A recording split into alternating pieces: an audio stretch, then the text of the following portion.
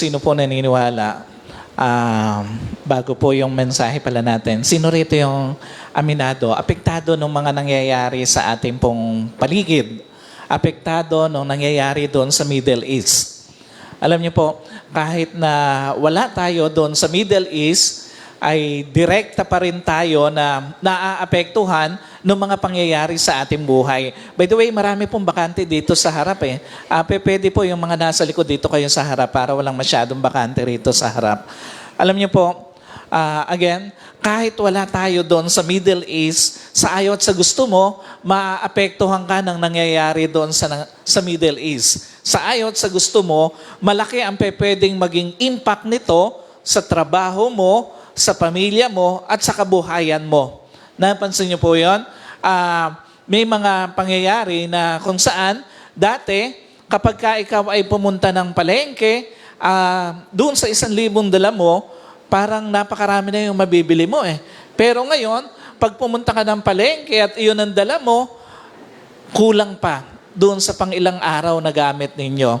Alam niyo po, doon sa message mamaya sa hapon, doon sa inflation rate, doon sa i-discuss ko sa kanila, alam niyo po ba na ang inflation rate ngayon ay pwedeng pumalo ng almost 6 something% mas mataas doon sa naranasan ng pandemic.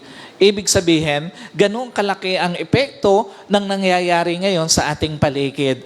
Bukod pa doon sa totoong nangyayari doon sa paligid, meron pang mga tao na sinasamantala ang sitwasyon. Napansin niyo po yon? Na hindi pa nagtataas ng presyo doon sa international market ang langis, pero nauna nang nagtaas dito sa atin eh. Napansin niyo po yon?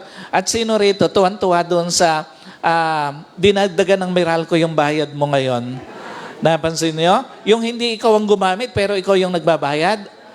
Diba? Sobrang ganda ng nangyayari ngayon sa ating paligid. Talaga lang, kung wala kang Panginoon na pwedeng asahan, talagang madidisappoint ka ng gusto. Totoo ba yan? Alam niyo po, again, dito sa nangyayari sa atin ngayon, hindi siya madali kapag tiningnan mo ang sitwasyon. Para siyang isang malaking krisis. Napakakaawa-awa, lalo na yung mga karaniwang tao. Napansin niyo yun? Yun yung mga kukuha ng assistance nila, yung mga TNBS natin, kaawa-awa, namamatay yung mga tao.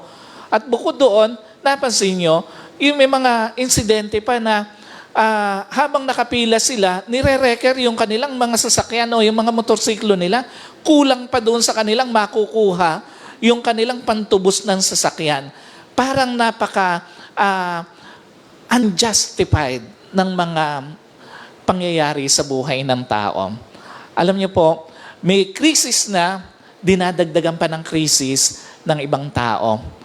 Alam niyo po, again, by the way, sino naniniwala, although may mga krisis na dinadaanan tayo sa ating buhay, but still, pwede natin siyang tingnan na ito ay isang sign ng mas malaking blessing ng Panginoon na paparating.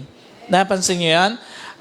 Bago dumating yung pandemic, may mga pagkakataon na hindi natin akalain na ito ay darating, pero dumating. And at the same time, during the pandemic, nakita natin kung paano kumilos ang Panginoon sa buhay natin eh. Napansin niyo? Kung paano ka iningatan ng Panginoon, yung pamilya mo, yung kabuhayan mo. Alam niyo po, lahat ng iyon, madalas nagpapakita na yung mga malalaking krisis sa buhay natin, yung mga malalaking problema sa buhay natin, pwedeng maging sign siya ng mas malaking blessings na paparating sa buhay mo. Alam niyo po, pansinin niyo, sino naniniwala? Yung malaking problema sa finances mo, sino nakakaranas dito ng problema sa finances? So yung iba, ang yayaman ninyo, kahit na ang taas na ng gas, hindi kayo nakakaranas ng problema sa pera. Alam niyo po, pwede na yung malaking problema sa finances mo, signal yan ng big blessings na paparating sa buhay mo. Pwede na yung malaking problema sa marriage mo, sa relasyon mo, sign yan ng papalaking blessing o sign yan ng malaking blessing na paparating sa buhay mo at maging sa ministry mo o sa pagsaserve mo. Pwedeng ang laki ng pinagdadaanan mong problema sa pagsaserve mo, pero pwedeng ito pala ay sign ng Diyos, signal ng Diyos na may paparating na malaking blessing sa buhay mo. What does it mean? The problem is a normal thing, pero wag mong kalilimutan na on the other side of the coin, pwede madalas yung malalaking problema na yon, sign yon ng malaking blessing na paparating sa buhay mo. Pansinin nyo, minsan si Lord, papayagan yung malaking problema sa marriage mo, pero after pala nun, may financial breakthrough pala na ibibigay ang Diyos sa'yo. Napansin nyo yun? Nakaranas ka nga, niloko ka nga ng isang tao, niloko ka nga ng asawa mo, pero after nun, pinagpala ka naman ng Panginoon nang hindi mo inaakala na darating na pagpapala sa iyo ng Panginoon. Sino po rito gusto na ipagpalit yung asawa sa maraming pera? Alam niyo po, napansin niyo, minsan papayagan ni Lord yung malaking problema sa finances mo, pero after pala nun, pagagalingin ka pala ni Lord dun sa sakit mo miraculously. Alam niyo po, ano pinapakita rito ng Panginoon? Minsan si Lord papayagan yung malaking problema sa business mo, pero after pala nun, may bubuksan siyang mas malaki at bagong opportunity para sa iyo. At maging sa pagsiserve natin, by the way, sino po rito nakakaranas ng problema sa pagsiserve? Nakakaranas ng bigat kasi nga, hindi po madali ang mag-handle ng tao. Hindi ka nag-handle dito ng company, hindi ka nag-handle dito ng mga tao na swelduhan eh. Alam niyo po, kung meron mang isang pinakamahirap na area ng leadership sa ministry. Kasi nga, ito yung mag-handle ka, maglilid ka ng mga tao na hindi mo sinuswelduhan, hindi sila kumikita, pero kailangan mo silang dalhin doon sa vision na gusto ng Diyos na marating nila. Now, again, minsan si Lord, yung papayagan niya yung malaking problema sa pagsuserve mo sa ministry, pero after pala nun, may mga bago at maraming mga bagong tao na dadali ng Diyos sa iyo. Ano tinuturin to? Hindi lahat ng problema sa buhay mo, problema lang. Dahil madalas, yung malalaking problema na yan, sign pala yon ng mas malaking blessing na paparating sa buhay mo. Hindi lahat ng malalaking problema sa finances mo, dapat na tingnan mo lang na problema. Kasi pwedeng iyan, sign pala yan ng Diyos ng paparating na malaking blessing sa buhay mo. At maging doon sa iyong marriage, sa iyong relationship, sa iyong pagsiserve, hindi mo lang dapat na titingnan na problema yan o malalaking problema. Kasi pwede pala na iyan ay isang malaking sign ng Panginoon para doon sa malaking blessing na paparating sa buhay mo. Sino po rito, by the way, na-experience na yun? After ng malaking problema sa buhay mo, dinatnang ka ng malaking pagpapala ng Diyos. Alam niyo po, ang problema rito, sa halip makita, may mga tao, sa halip makita yung malaking problema as a sign ng paparating na malaking blessing ng Panginoon, negatibo agad ang nagiging reaksyon. Lalo na pag sobra yung kakulangan na dala dahil doon sa problema na yon.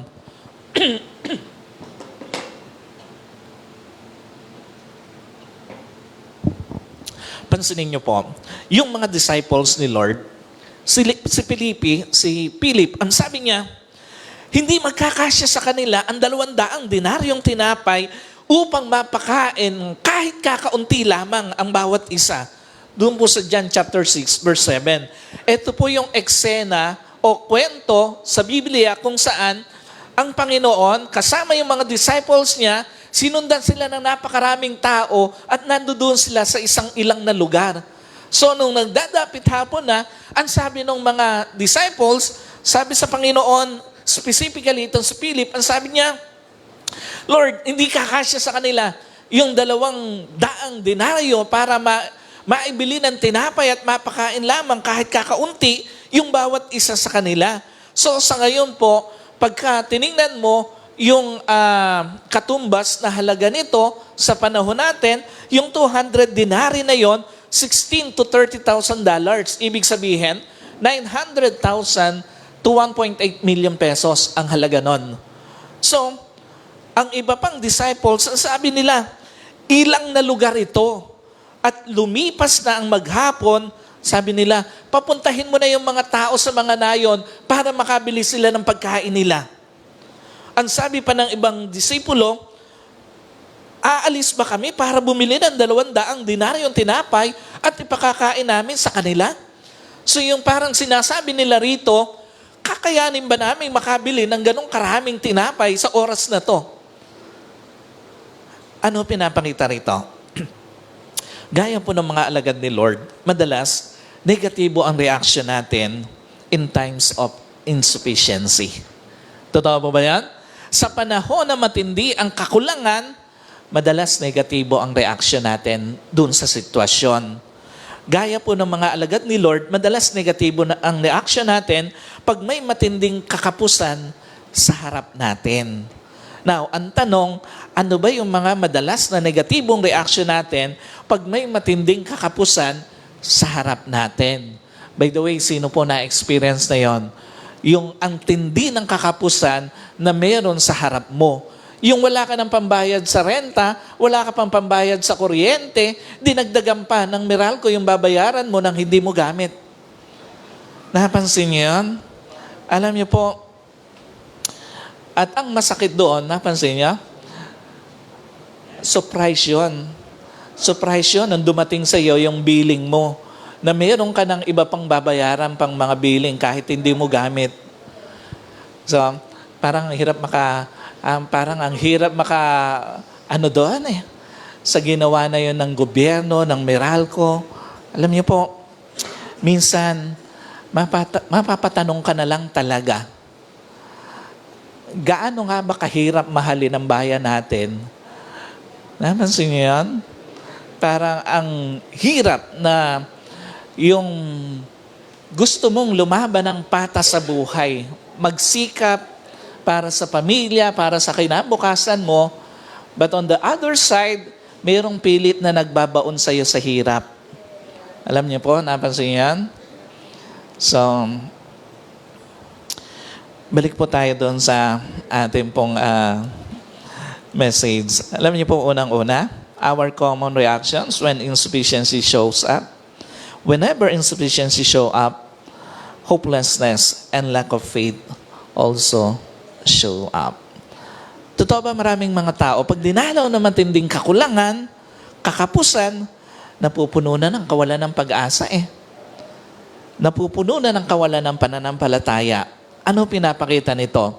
Una, madalas ang ating isipan nakarely o nakaasa sa nakikita o sa mga visible resources. Yun po ang realidad bilang tao. Madalas, nakarely yung ating isipan dun sa kung ano yung nakikita natin na mga resources sa harap natin.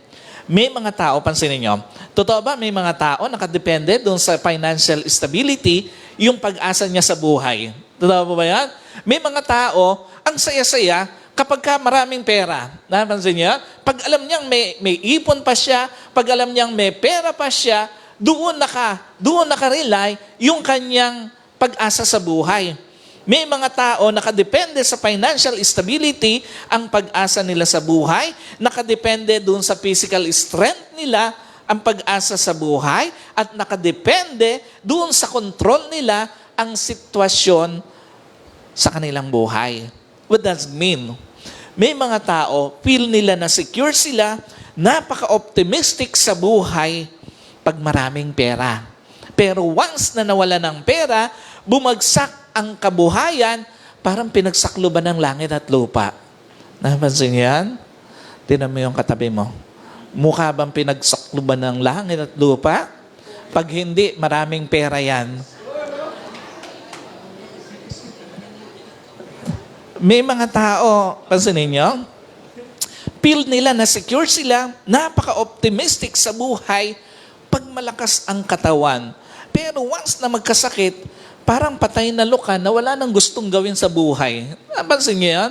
May mga tao na pag nalaman may sakit sila, parang wala nang gustong gawin sa buhay. And at the same time, may mga tao, feel nila na secure sila, napaka-optimistic sa buhay, pag-control pa niya yung sitwasyon. Pero once na uncontrollable na yung situation sa harap niya, hindi na alam ang gagawin. Ikalawa, madalas ang ating isipan po, nagkakaroon ng tinatawag na negativity bias pag may matinding kakapusan o kakulangan. Pansinin niyo, doon sa mga panahong matindi yung kakapusan, kakulangan, mas madali kang mapokus sa negatibo eh. Sino po aminado? Madalas, pag nandito ka sa ganitong sitwasyon, mas madali kang napopokus doon sa negatibo. Totoo ba yan? Mas madali mong naaawa yung asawa mo. Pagka punong-puno ng kakulangan ang sitwasyon na meron kayo. Kasi nga, dahil yon doon sa tinatawag na negativity bias na meron ang tao. Kasi ano ba itong negativity bias na ito? Sa panahong matindi ang kakulangan, mas madali mong isipin na iyon na rin ang magiging future na sitwasyon ninyo. Na ibig sabihin, kung ang tingin mo, kung ang sitwasyon ninyo ngayon ay kapos na kapos, dahil dun sa negativity bias na yon, ang tingin mo sa future nyo, gano'n na rin ang magiging sitwasyon ninyo. Ang problema dahil doon, yung isipan mo will start discounting the positive. Mahihirapan ka ng isipin na may solusyon pa sa problema nyo. Mahihirapan ka ng isipin na may pintuan pa palabas sa pinagdadaanan nyo. At mahihirapan ka ng isipin na matatapos din ang problema nyo. Ikatlo, madalas ang ating isipan nagtutulak na magkaroon ng shift from trust to self-reliance pag may matinding kakapusan. Sino po aminado? Nung dumating ang matinding kakapusan sa buhay mo, una mong naisip, ano magagawa mo sa problema mo? Totoo ba yan? Sino aminado? Ganon-ganon ang attitude na. Pagka meron dumating na biglang matinding problema, ang unang niya naiisip, ano yung magagawa niya sa problema niya? Sino po aminado? Nung dumating ang matinding kakulangan sa buhay mo, una mong naisip, ano meron ka to solve your problem? At ano yung magagawa o ano yung una mong naisip na solusyon mo? Sa halip maisip ang magagawa ng Diyos, sa halip maisip kung ano meron ang Diyos, at sa halip maisip ang solusyon ng Diyos, we tend to shift from trust to self-reliance. Nagkakaroon tayo ng attitude na yung ating pong tiwala o nag-shift yung ating tiwala mula sa Diyos papunta sa ating sarili. So lahat ng yon dahil dun sa tinatawag na extremity factor. So, na pag nag-fail na yung human resources, nagbabago din ang faith ng isang tao. Napansin niyo yun? Nung dumating yung sitwasyon na parang wala na lahat, kulang na lahat, biglang nagbago yung faith mo. So another reaction na meron ng mga tao, pagdating sa gitna ng matinding kakapusan, kakulangan, whenever insufficiency shows up, focus on physical solution also show up. Totoo ba, pagdating ng matinding kakulangan, agad-agad napopokus tayo doon sa physical na solusyon. Pansinin nyo, nung dumating yung mga disciples sa sitwasyon, ang dami nilang kailangan pakaining mga tao.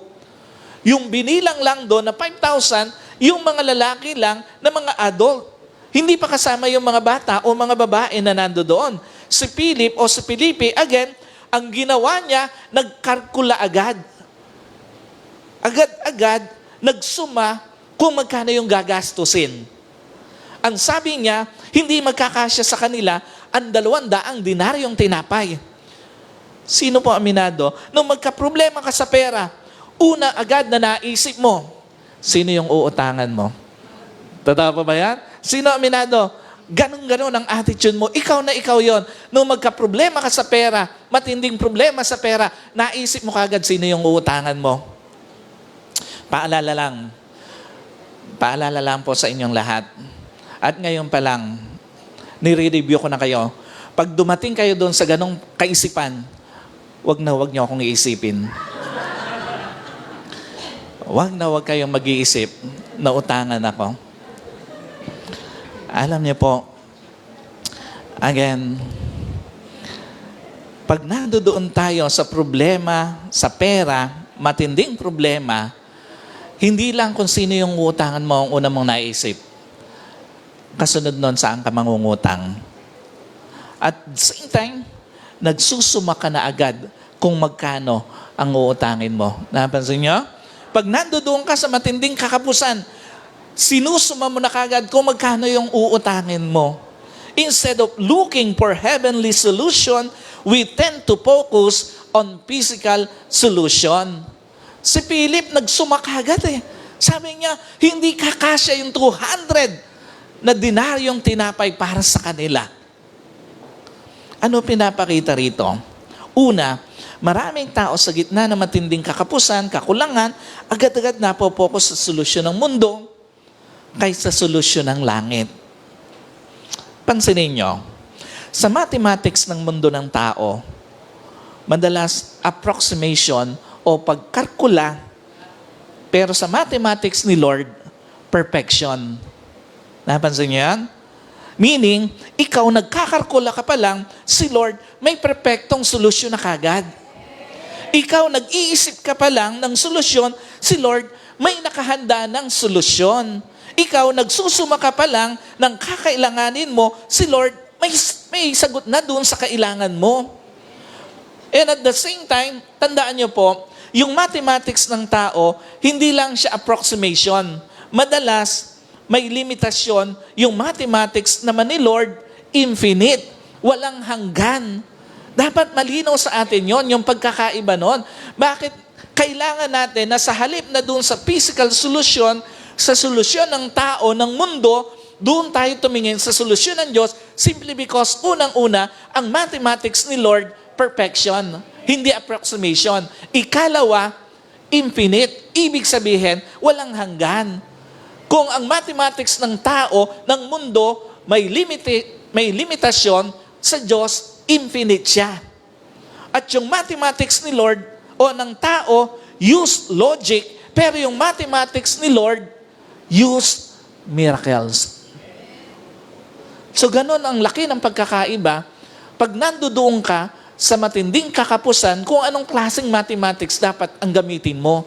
Hindi dapat yung mathematics mo. Hindi dapat yung mathematics ng tao, kundi yung mathematics ni Lord.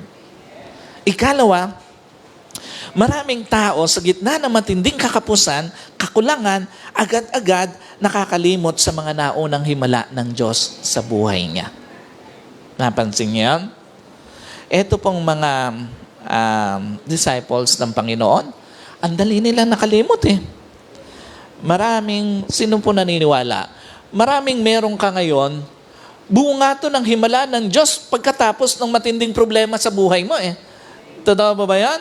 Sino naniniwala? Yung pangarap na bahay na meron ka ngayon, bunga yan ang pinayagang himala ng Diyos sa buhay mo eh.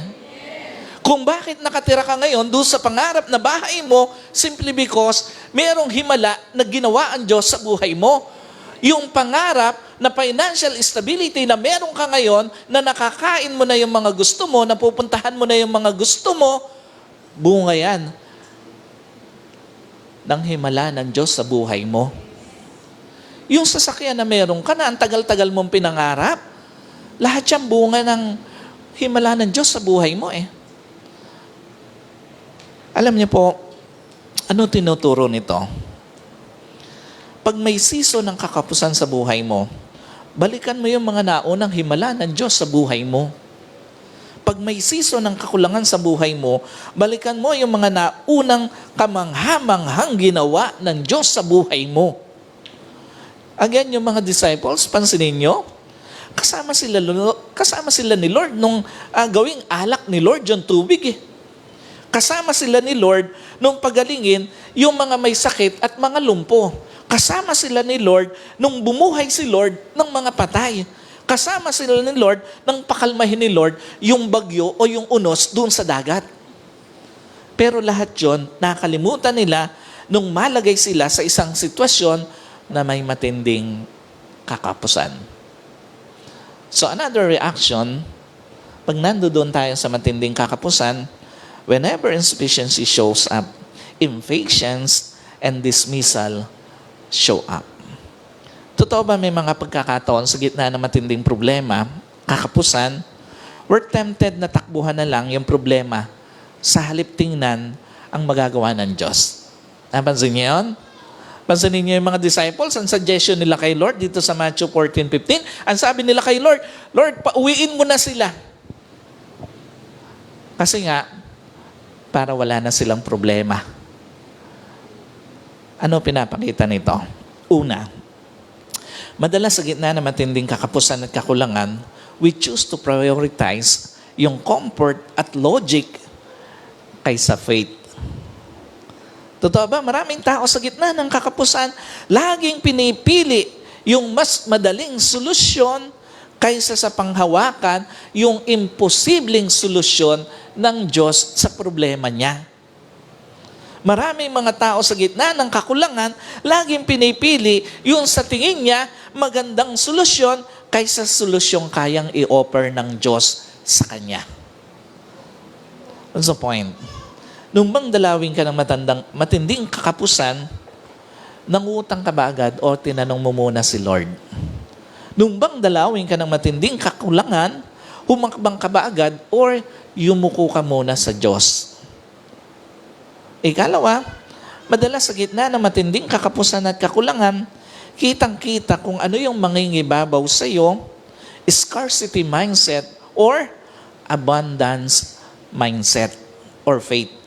Pansinin niyo, yung mga disciples ang nakita agad nila sa sitwasyon, malayo at liblib na lugar, libo-libong mga tao, at walang pagkain. Iyong kagad ang nakita nilang problema. Iyong kagad yung nakita nila sa sitwasyon. Nasa liblib na lugar sila, napakarami ng mga tao, at walang pagkain. Gaya po ng mga disciples, madalas, ganun din yung nakikita natin sa sitwasyon natin. We often focus on what we lack. Kapos sa pambayad, kapos sa puhunan, kapos sa pera. Madalas yun yung agad-agad ang nakikita natin. Mas madalas tayong ma-focus sa wala o kulang sa atin kesa doon sa imposibleng kayang gawin ng Diyos sa sitwasyon natin. Mas madalas, ma-focus tayo doon sa wala o kulang tayo kaysa doon sa kakayanan ng Diyos na i-multiply anumang meron ka. Alam niyo po, by the way, sino naniniwala? Kaya naman talagang i-multiply ng Diyos kahit yung kakaunting meron ka.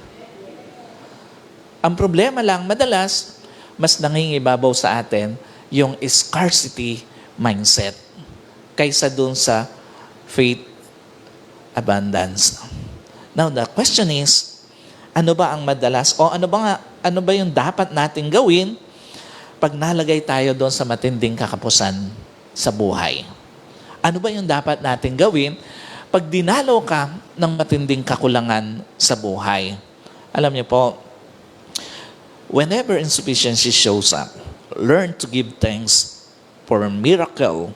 Start with a grateful heart.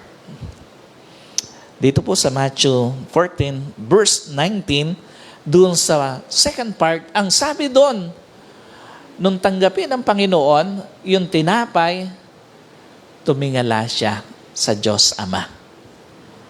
Ito po yung keyword doon, yung pagtingala ng Panginoon sa Diyos Ama. Yung unang-unang ginawa ni Lord, bago ang himala ng pagpapakain ng mahigit sa 5,000 tao, tumingala siya. Ano tinuturo nito? Una, it symbolizes His recognition of God the Father as the ultimate source of all provision.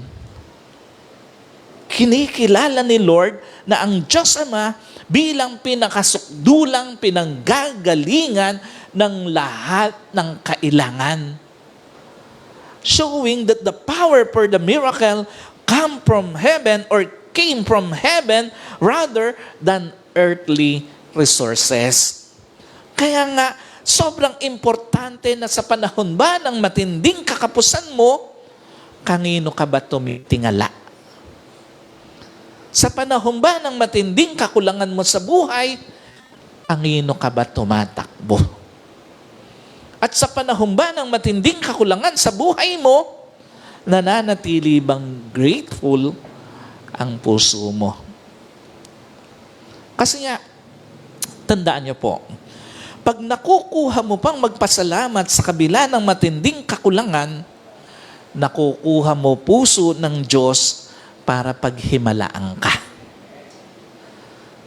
Pag nakukuha mo pang magpasalamat sa gitna ng matinding kakulangan mo, nakukuha mo ang puso ng Diyos para pakinggan ang mga dalangin mo. At pag nakukuha mo pang magpasalamat sa gitna ng kakulangan mo, nakukuha mo ang puso ng Diyos para pagpalain ka ng higit sa kailangan mo.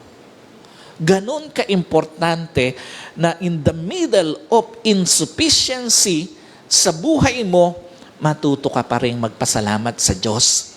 Kasi iyon ang simula ng himala sa buhay mo.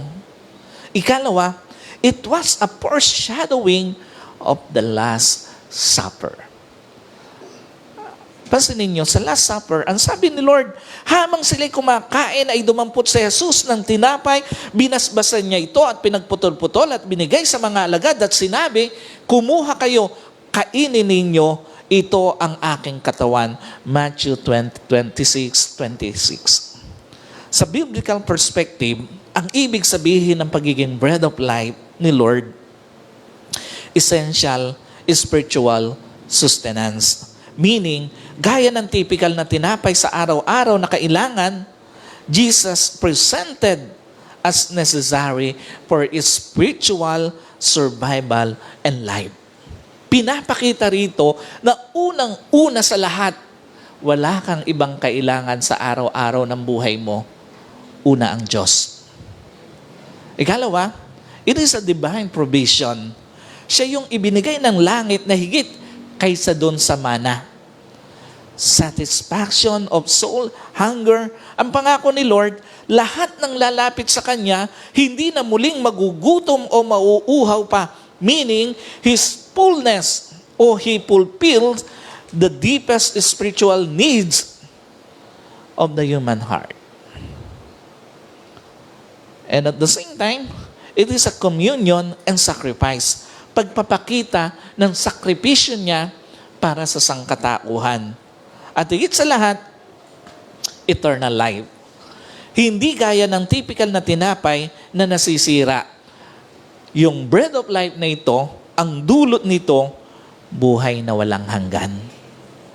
In short, kung ang buhay mismo ni Lord, ibinigay niya para sa iyo, hindi kaya niya ibigay ang solusyon sa kailangan mo ngayon. Kung naibigay niya, sabi niya, kunin ninyo at kanin. Ibig sabihin, kung naibigay niya yung sarili niya para sa iyo, sa kaligtasan mo, dun sa impyerno, hindi kaya niya bigay yung kailangan mo ngayon sa buhay mo. Ikalawa, pag humaharap tayo sa matinding kakapusan, kakulangan ng buhay, whenever insufficiency shows up, learn to put your few unto the hands of the Lord and let the Lord multiply it. Sa Matthew chapter 14, 17 to 18, ang sabi doon, ang sabi ng Panginoon, nung sinabi ni Andrew, na meron po ditong bata na may dala na 2 pirasong isda at 5 pirasong tinapay. Ang sabi ng Panginoon, dalhin ninyo rito sa akin. Sino po naniniwala? Wala kang ilalagay sa kamay ng Diyos na hindi mapapagpala Totoo ba yan? Ano mang ilagay mo sa kamay ng Diyos, tiyak mapapagpala. Yung finances mo, yung relasyon mo, yung business mo, ang paglilingkod mo, lahat ng ilalagay mo sa kamay ng Diyos, tiyak mapapagpala. And at the same time, sino po naniniwala? Wala kang ilalagay sa kamay ng Diyos nang hindi mapapaghimalaan ng Diyos. At wala kang ilalagay sa kamay ng Diyos na hindi mapapalitan ng abundance. Maniwala ka, anumang limitado na ilagay mo sa kamay ng Diyos, kaya niyang palitan ng abundance sa buhay mo. Yung kulang na puhunan mo, pag nilagay mo sa kamay ng Diyos, kayang palitan ng Diyos. Kayang i-multiply ng Diyos. Yung kulang na budget mo, kayang i-multiply ng Diyos. Pagkasyahin, higit pa dun sa kailangan nyo. Yung kulang na pambayad mo sa mga due dates mo, pag inilagay mo sa kamay ng Diyos, itiniwala mo, ang provision ng Diyos ay higit pa dun sa kailangan mo, magugulat ka pa dun sa ibibigay ng Diyos sa iyo. Ikalawa, maniwala ka, bawat kakapusan ay season para hubugin ka. Sino po naniniwala? Bawat season ng kakulangan at kakapusan sa buhay mo, binigay ng Diyos para hubugin ka. Alam niyo po, pansinin niyo, when Jesus asked them na dalhin sa Kanya yung ilang piraso ng tinapay, hindi lang po ito utos o command. It was a test. I-overcome ba nila yung kanilang doubt o hindi? At the end of the day, ang mga nabago sa mga disciples, from having a mindset of scarcity to dependence on Christ's power. Iyon yung nabago sa kanila. What about you? Yung bang doubt sa puso mo, napalata na ba ng dependence sa Diyos? Yung bang takot sa puso mo sa mga bayarin nyo, sa mga kailangan nyo, napalitan na ba ng dependence sa Diyos? And finally, whenever insufficiency shows up, learn to continue in serving. For those who serve will never leave empty-handed. Dito po sa John chapter 6, verses 12 to 13, at sabi niya sa Panginoon, sa mga disciples niya, sinabi niya sa kanyang mga alagad, tipunin ninyo ang mga natira. At yung natira na yon, 12 basket. Sa tingin nyo, is it coincidence na yung sumobrang pagkain, matapos maghimala si Lord, 12 basket? Alam niyo po ang sagot? Hindi. Hindi siya aksidente. Hindi siya nagkataon na 12 yung apostol, yung disciples, at 12 basket din yung natira. Ano pinapakita nito? Una, on a biblical perspective, yung natirang 12 basket, sumisimbolo sa 12 apostol. Sino po naniniwala? Walang matapat na naglilingkod sa Diyos ang mawawalay sa paningin ng Diyos. Totoo pa ba yan? Habang matapat kang naglilingkod sa Diyos, hindi iwawalay ng Diyos ang paningin niya sa iyo.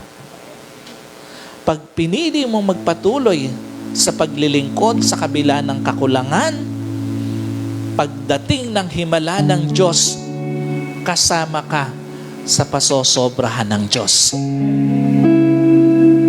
Yung sa tingin mo na hindi mo na-deserve na bago, napakagandang bahay, dahil nagpatuloy ka, tatanggapin mo yon.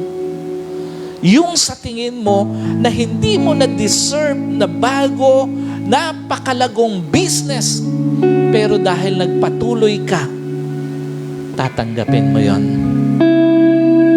Yung sa tingin mo, hindi mo na-deserve na bago, napakagandang sasakyan, dahil nagpatuloy ka, tatanggapin mo yon. Ikalawa, on a biblical perspective, yung natirang 12 basket ay sumisimbolo ng pangako ng Diyos na hindi pa siya tapos sa iyo. May natitira pa na gagawin ng Diyos sa buhay mo. Hindi aksidente, hindi coincidence na may natira doon. Pagpapakita yon na yung matapat na naglilingkod sa Diyos, pagdating ng himala ng Diyos, kasama siya sa tatanggap ng himala ng Diyos. And at the same time, pagpapakita to na hindi pa tapos ang Diyos. Sino po naniniwala? Yayaman ka pa. Sino po naniniwala? Giginhawa ka pa. Kasama yung mga mahal mo sa buhay. At sino po naniniwala? Lalaya ka pa sa kakapusan at doon sa mga utang mo sa buhay mo. Alam niyo po, doon sa mga may sakit, sino naniniwala? May natitira pa ang Diyos na pagpapagaling para sa iyo. Hindi pa tapos ang Diyos sa buhay mo. Hindi pa tapos ang Diyos sa sakit mo. Sino po naniniwala? Mabubuhay ka pa ng matagal. Makikita mo pa yung mga apo mo sa tuhod. Sino naniniwala? Ito yung kanyang pananampalataya sa oras na to. Na kahit ano pa yung sinabing sakit na meron ka, gagaling ka pa. Makikita mo pa yung mga apo mo. At sino po naniniwala? May natitira pang panahon ng Diyos para makapaglingkod ka pa sa Kanya. Magagamit ka pa ng Diyos. Maipapasa mo pa sa mga anak mo ang paglilingkod mo. At sino po naniniwala? Hanggang sa kaapo-apuhan mo, maipapasa mo pa ang paglilingkod sa Diyos. So church, again this morning, gaya ng mga disciples, hindi aksidente yung natira na 12 basket na tinapay.